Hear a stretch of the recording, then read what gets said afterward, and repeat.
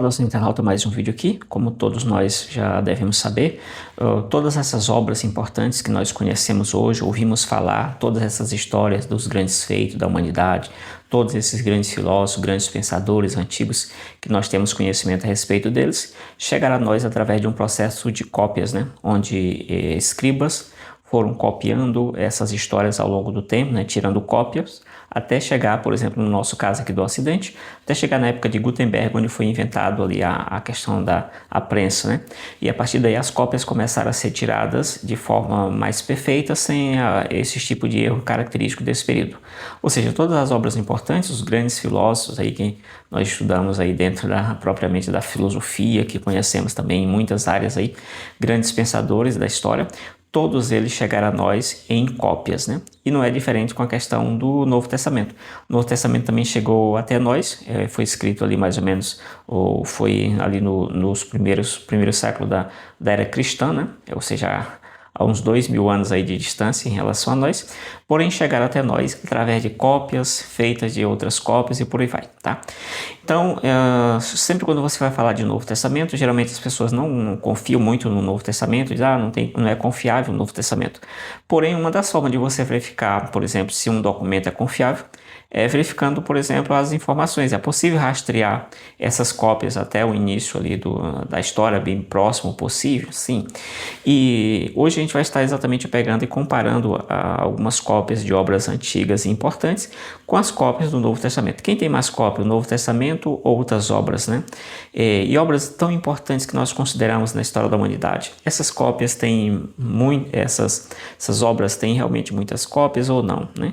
Então é exatamente o que a gente vai ver a partir de agora. Eu já vou direto aqui, nós estamos diante de um gráfico, né? Análise gráfica aqui, e aí iremos exatamente a partir de agora, deixa eu pegar aqui, iremos aqui, essa parte aqui só apenas Novo Testamento. Então aqui estão as cópias do Novo Testamento. Quando a gente observa Novo Testamento, né? A gente pega a questão de Novo Testamento em si, vamos observar, deixa eu mudar um pouquinho aqui, vamos observar exatamente alguma questão interessante aqui. Nós temos... voltar aqui. Nós temos aqui nesse lado, nessa primeira barra do gráfico aqui, em torno de 5.856 manuscritos. O que isso significa? Significa que nós temos em grego, que é o idioma original do Novo Testamento, né?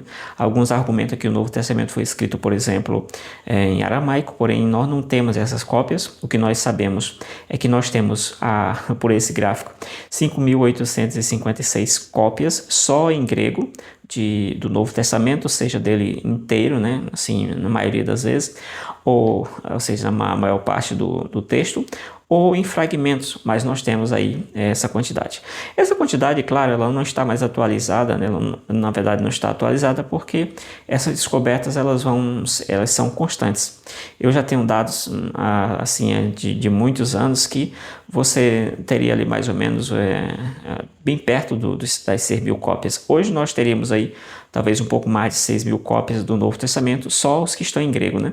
Então, quando você olha quantas cópias nós temos do Novo Testamento em grego, há aproximadamente 6.000. Porém, não fica só nisso.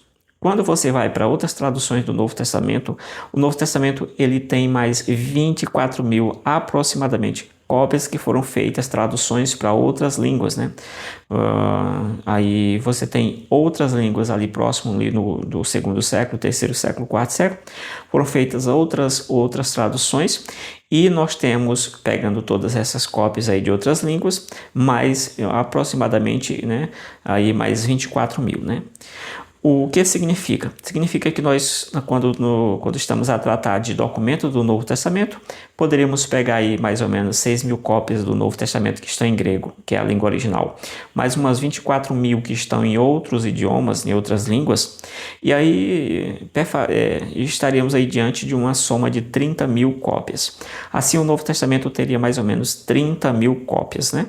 E quando a gente vai para as outras obras que nós vamos comparar aqui, a gente encontra aqui exatamente um número muito baixo de cópias dos outros documentos. Lembrando que esses documentos antigos estão listados aqui na parte de baixo, né? Você já deve ter percebido.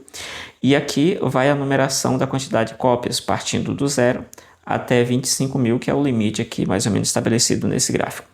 Quando nós observamos essa questão, E aí, à medida que eu for apresentando essas obras, eu vou fazendo algum tipo de comentário que eu achar necessário, né? Apresentando um pouco da obra aí, quando eu achar necessário, claro.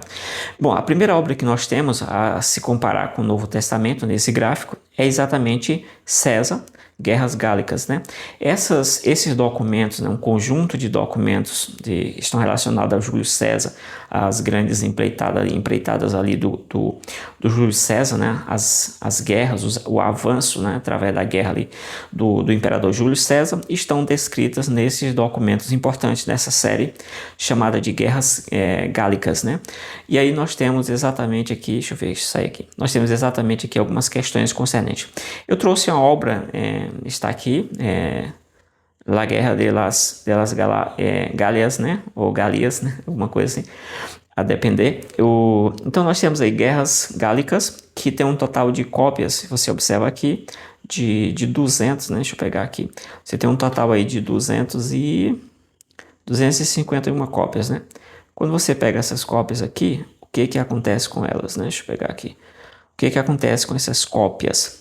É um número muito baixo em relação àquelas 30 mil cópias que nós temos do Novo Testamento, mais em torno aí de 1 milhão de citações de pais da igreja ali, ou seja, pessoas da história da igreja fizeram citações do Novo Testamento mais ou menos 1 milhão de vezes, né? Então você tem muita documentação em relação ao Novo Testamento. Seria muito interessante, talvez, até justo, você pegar, por exemplo, o Novo Testamento e comparar com outros livros importantes da história.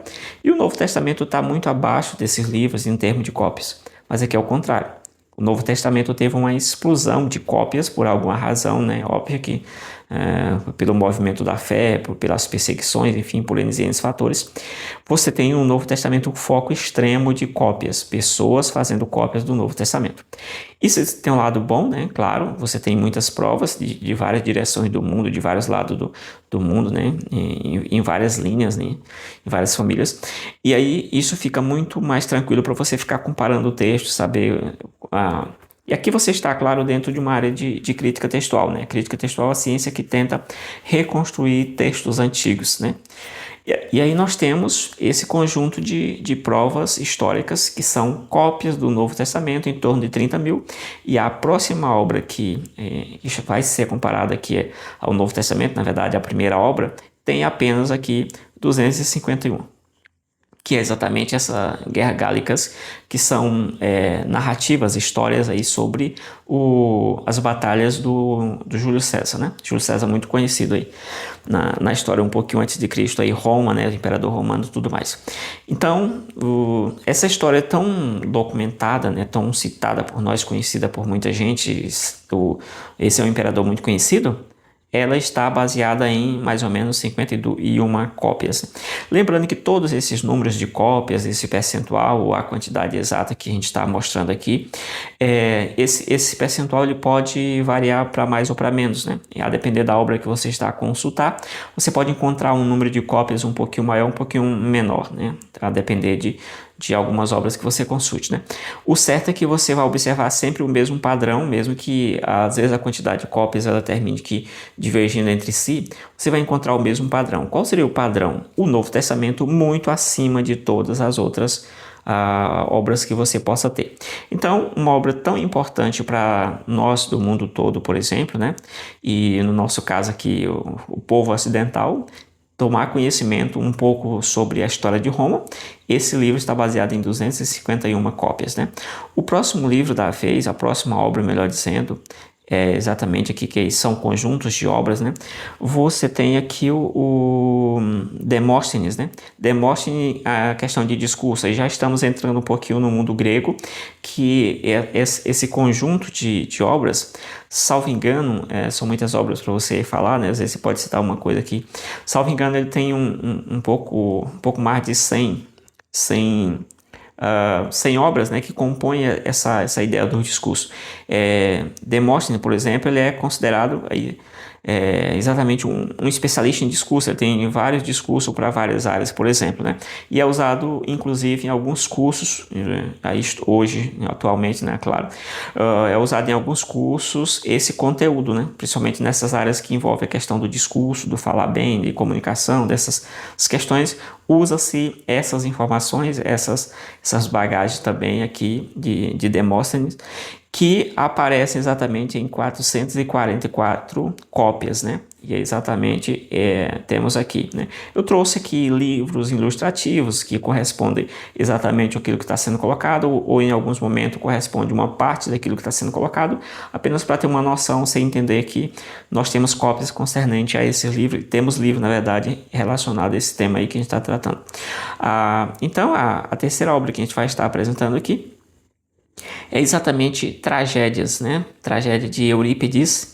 São tragédias, é um conjunto de várias obras, né? E tragédia você está aí mais ou menos dentro de literatura, teatro, essas questões aí mais essas peças gregas, essas coisas assim, né?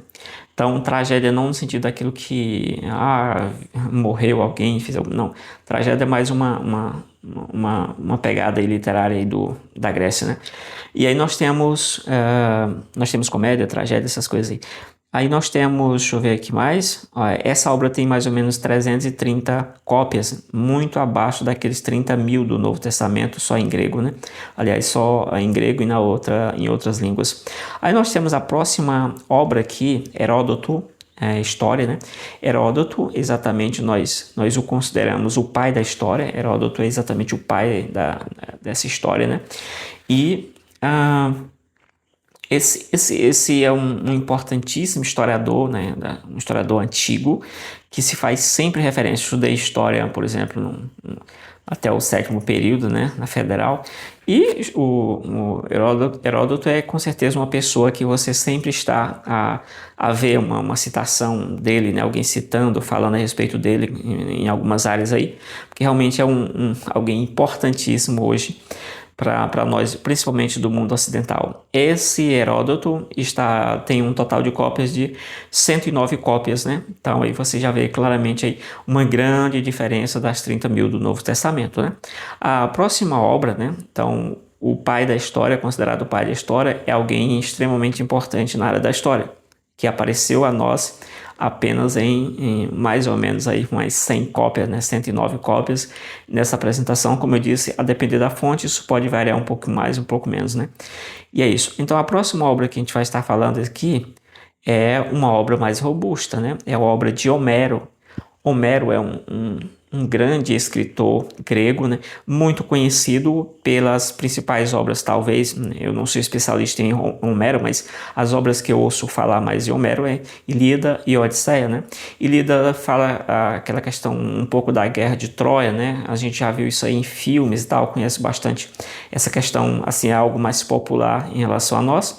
E essa Ilíada é a única obra que eu conheço nas fontes que eu já pesquisei, que faz um pouquinho de frente em relação ao Novo Testamento, ou seja, ela é aquela cópia que em algumas obras que eu já li, né, algumas obras aí, né, de natureza, né, relacionada a isso, né, essas obras informam sempre Ilíada como sendo aquela obra antiga que tem o maior número de cópias depois do Novo Testamento. Ou então aquela obra que chega mais, que se aproxima um pouco mais do Novo Testamento, mesmo estando absurdamente distante.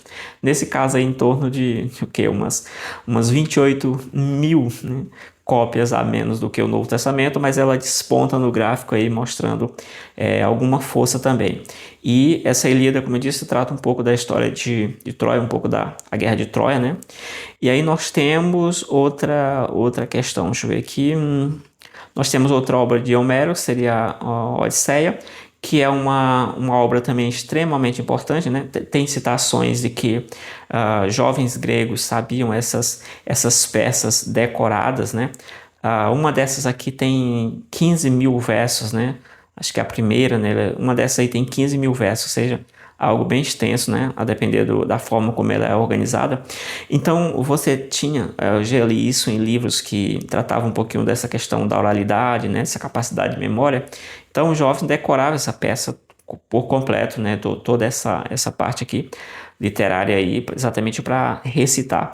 E nessas obras você passa os valores de quando você quer mostrar, por exemplo, o que é coragem, então você fala do Aquiles, você fala de heróis gregos, então você transmite essa ideia, você passa a ideia de coragem, mas mostrando o que alguém fez, né? Honestidade e tal, você vai passando vários valores aí nessa questão. Tá, o objetivo não é ser especialista nessas obras, mas apenas fazer esse comparativo, né? Então, se você conhece muito bem essas obras e já leu, é um especialista nessas obras, deixa nos comentários aqui.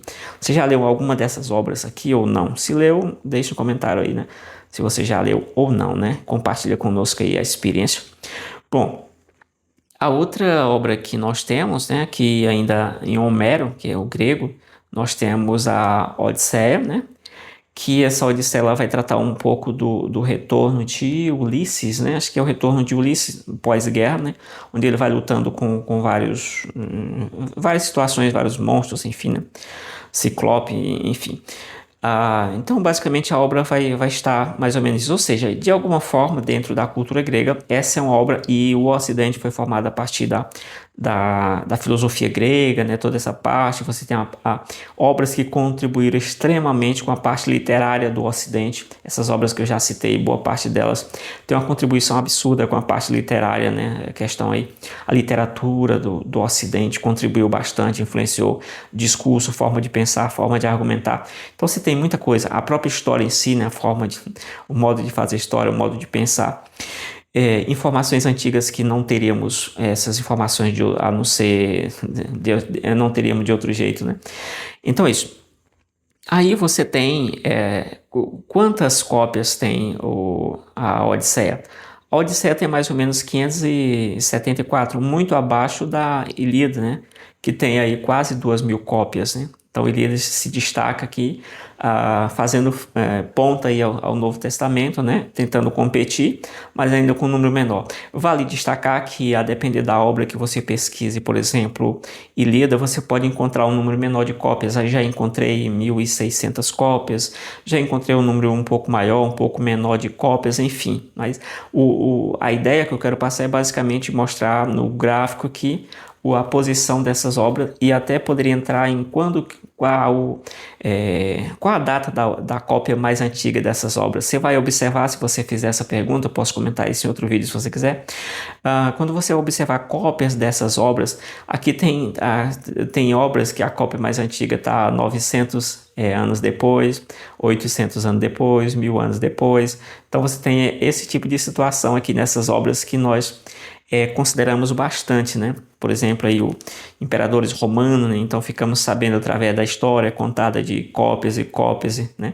O processo de cópias feitas à mão, vale-se dizer, cópias feitas à mão, até a época que chegou Gutenberg aqui para o nosso lado mais ocidental e as cópias começaram a ser feitas mais de forma para uma máquina, né? Então os erros eles vão desaparecendo a partir daí. Hoje você vai, por exemplo, numa papelaria, tirar uma cópia de um documento, você não fica pensando, será se eles mudaram as letras aqui, tiraram... Não, a cópia é perfeita, o papel que muda, mas a ideia ali é praticamente a mesma, né? Se tiver tinta, tiver tudo ok.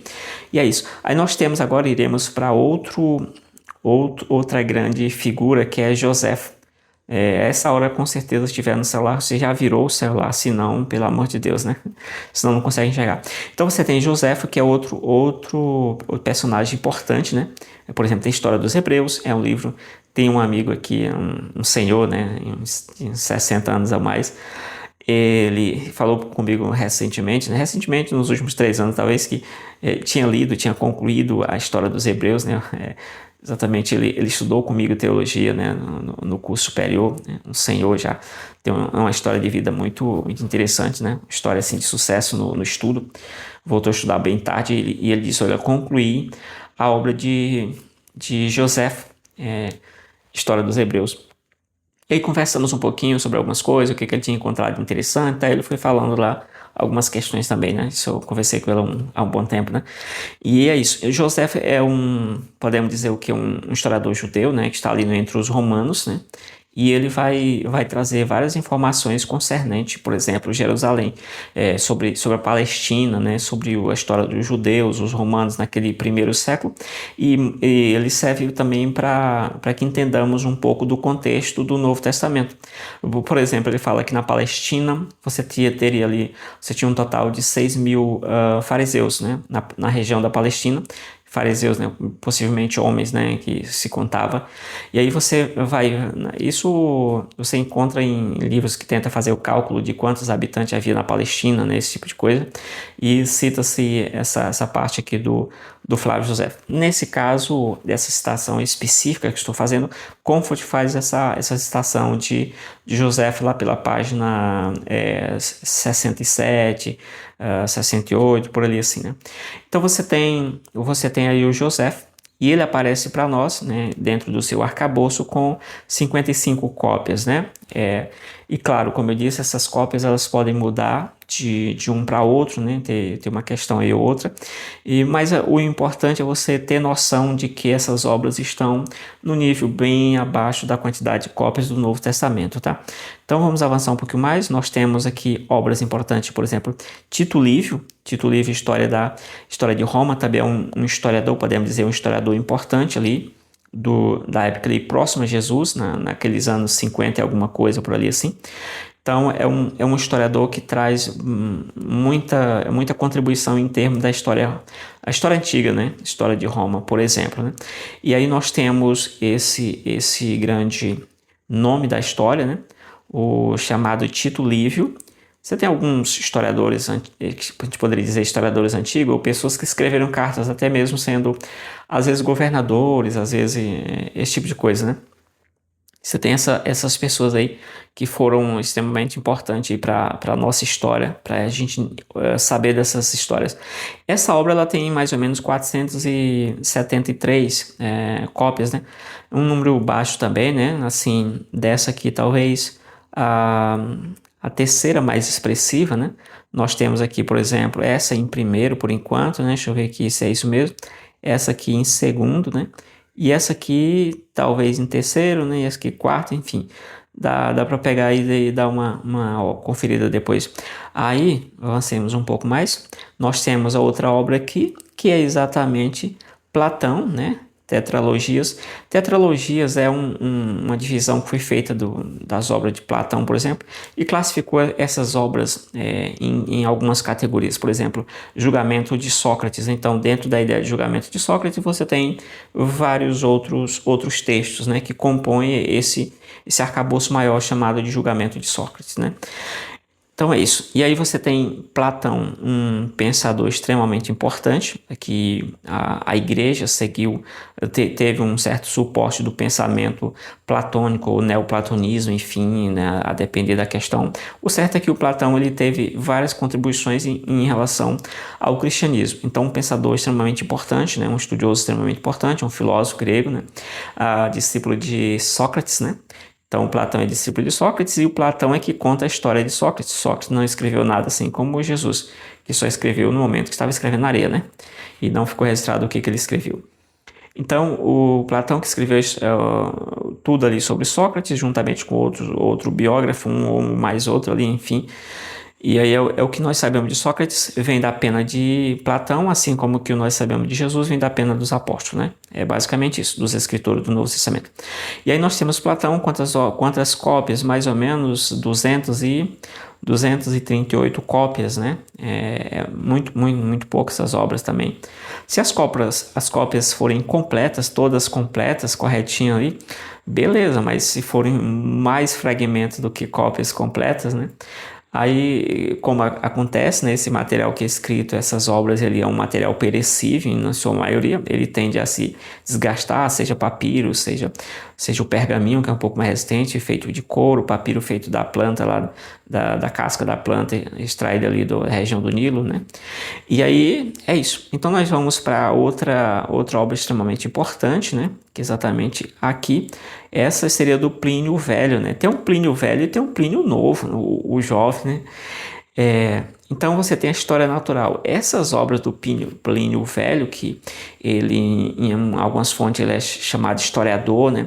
E essas obras aqui, elas são obras robustas, né? São obras extremamente robustas. Salvo engano, você tem aí nessa coleção, nessa ideia de história natural.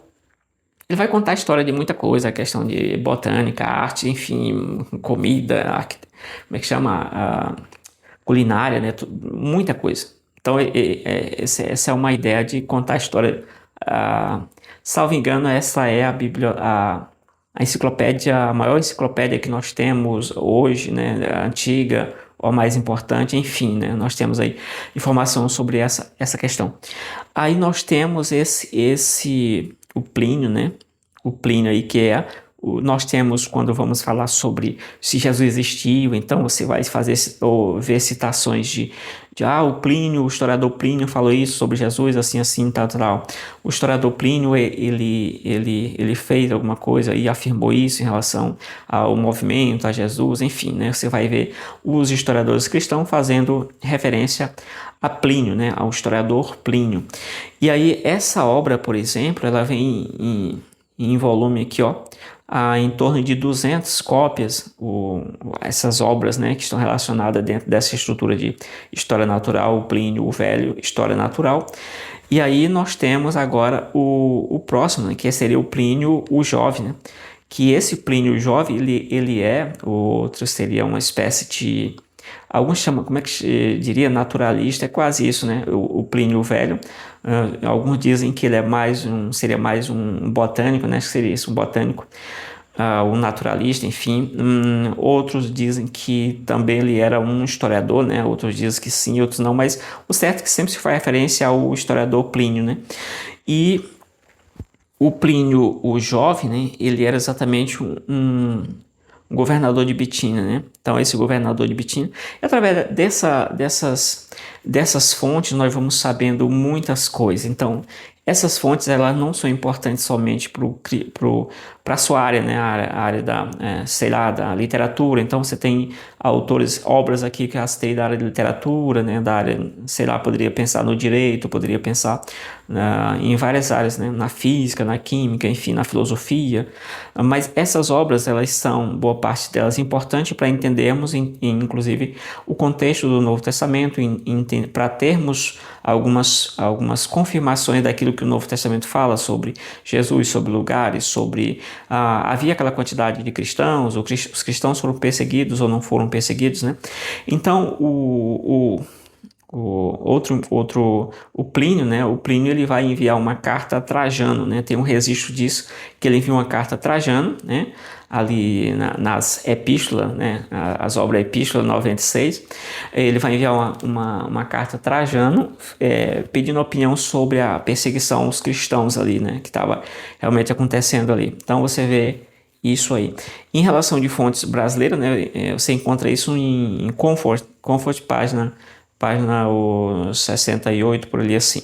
Essa é a história que eu estou falando, essa citação que Plínio enviou uma carta, né? E já estou dando a referência aqui da epístola, né? Da obra em si, para você, caso tenha, caso queira ou queira ir atrás da informação, tá? Então você tem isso aí. Esse Plínio, né? Que era um governador da Bitínia, ele aparece aí em 7 cópias, né? Ou seja, muito baixo.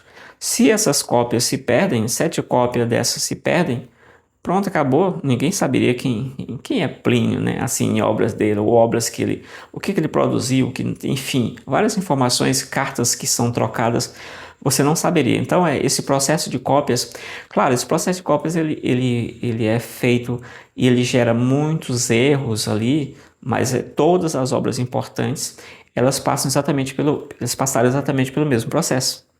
Porque não existia essa forma digital de colocar as coisas ali e fazer a cópia perfeita, né? As máquinas e tal. As cópias eram feitas à mão.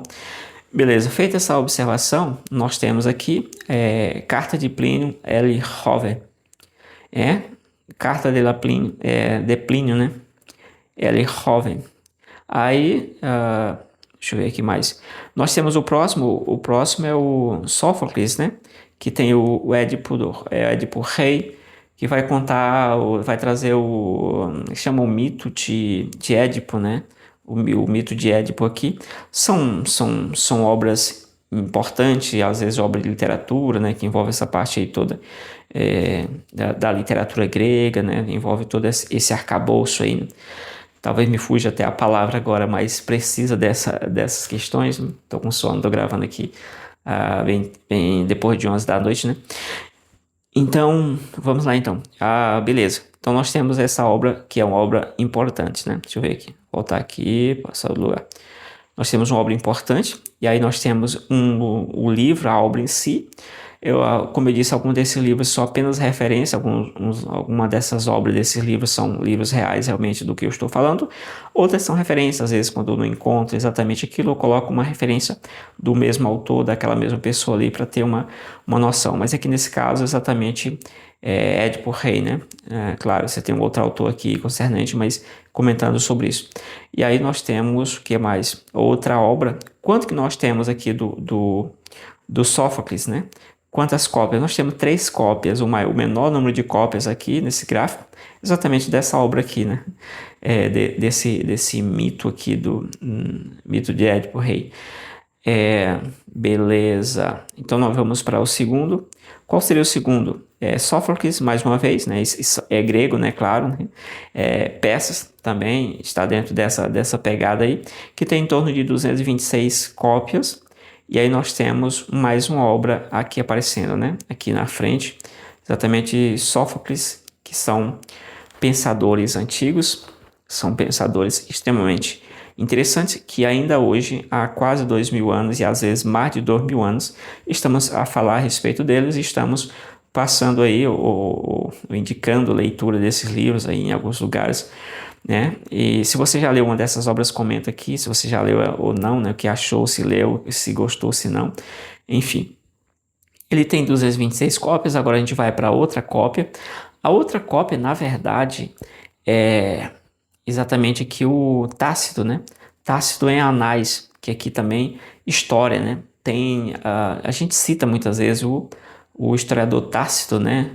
Acho que é isso. E aí tem essas várias obras dentro dessa ideia de Anais. E, por exemplo, ele vai dizer que vai falar sobre uma multidão imensa, né, de pessoas perecendo pelas perseguições, né? Então ele vai fazer essa citação ali do Anais 1544, né? Ponto 2, 15.44, ponto 2, traço 8, né?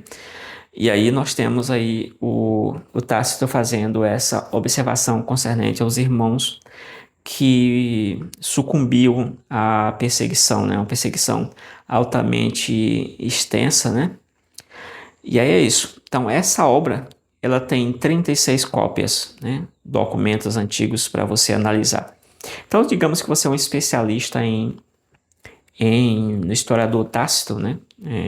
No pensador, né? Tácito, você vai ter aqui 36 cópias para analisar, né? E aí, muito dessas cópias, né? Aliás, muito desses textos escritos antigamente, esses textos se perderam, né? Não se tem cópia de muita coisa.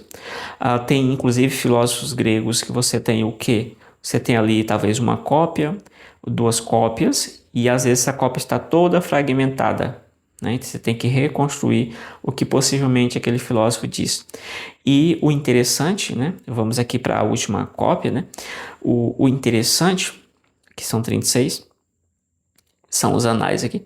E aí você tem outra obra aqui do Tucídides, né? Que é exatamente história, também voltado aí à questão da história. Essa obra tem 188 cópias, né? Como eu disse, essas cópias podem variar para mais ou para menos, à medida que novas pesquisas já foram feitas, já foram publicadas, enfim. Você pode ter dados diferentes, mas o importante é o objetivo mostrar como o Novo Testamento ele está absurdamente à frente de qualquer outra obra em termos de número de cópias, né? Esse é um ponto interessante. O que a gente observa aqui, todas as obras, como eu disse no início, todas as obras que nós temos hoje, todas as informações que nós sabemos a respeito do mundo antigo, né, vieram pelo processo de transmissão de cópias manuscritas, né? E esse processo envolve erros, né? Erros ali de grafia, intencionais ou não, enfim, infinitos erros, né?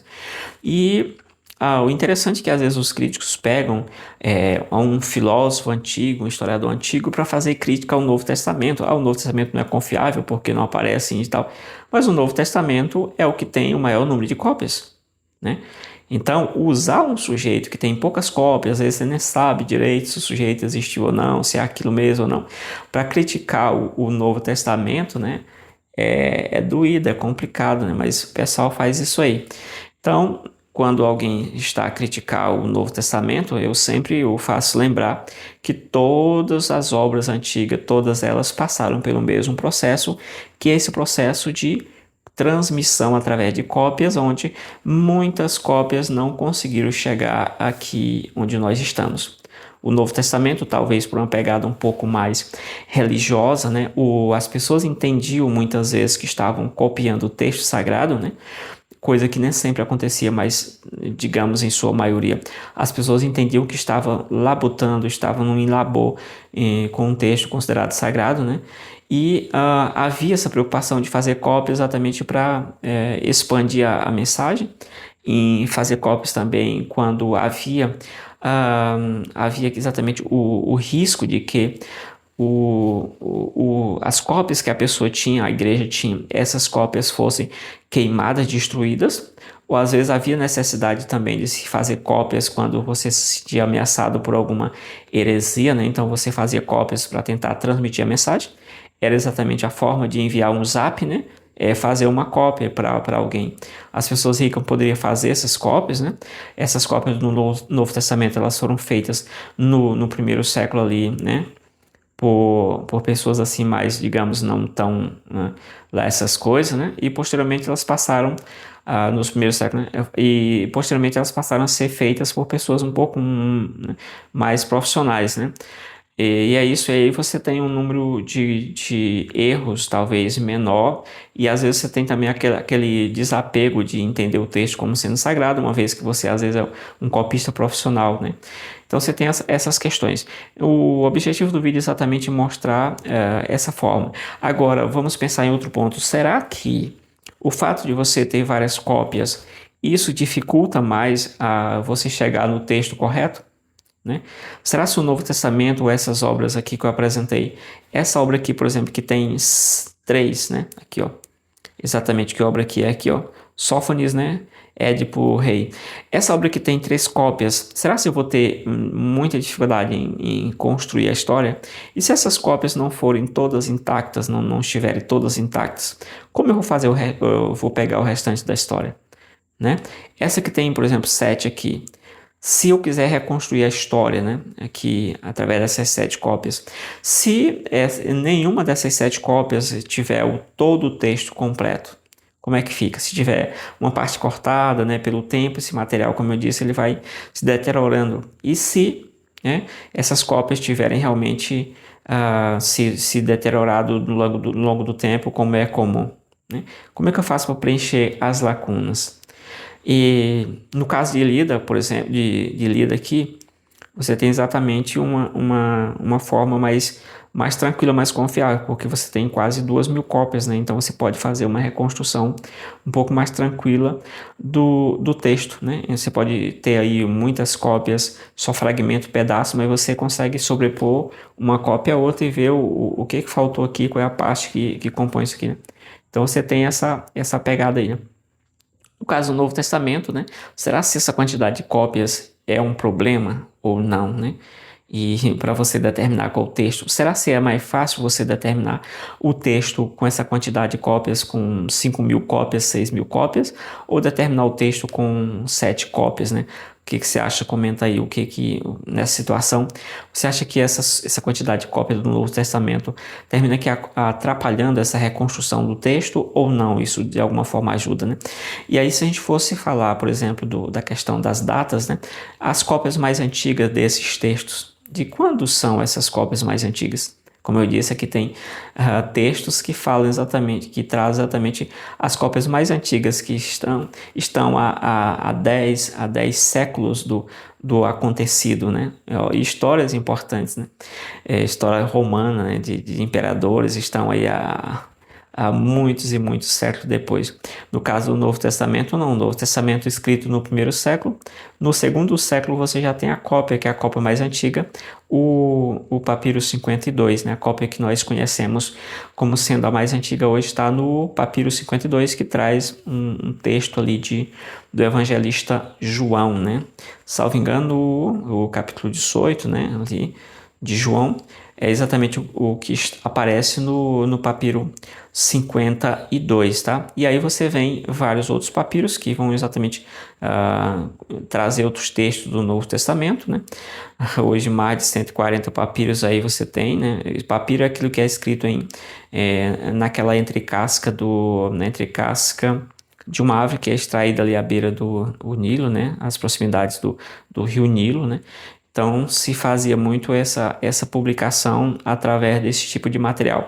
E aí depois você passa para outros tipos de material que são mais resistentes, mas em geral é dito que os papiros, o material escrito em papiro, ele tende a se deteriorar muito rápido, principalmente se ele estiver em regiões mais úmidas, né? Então, é isso, né? Espero que você tenha gostado. Se você conhece aí, já conhecia essa tabela, se você tem ela mais atualizada, com outros dados, se você quiser contestar alguma informação, comenta aí que a gente vai estar seguindo aí o bate-papo nessa configuração, né? Então, basicamente é isso. Valeu, fui.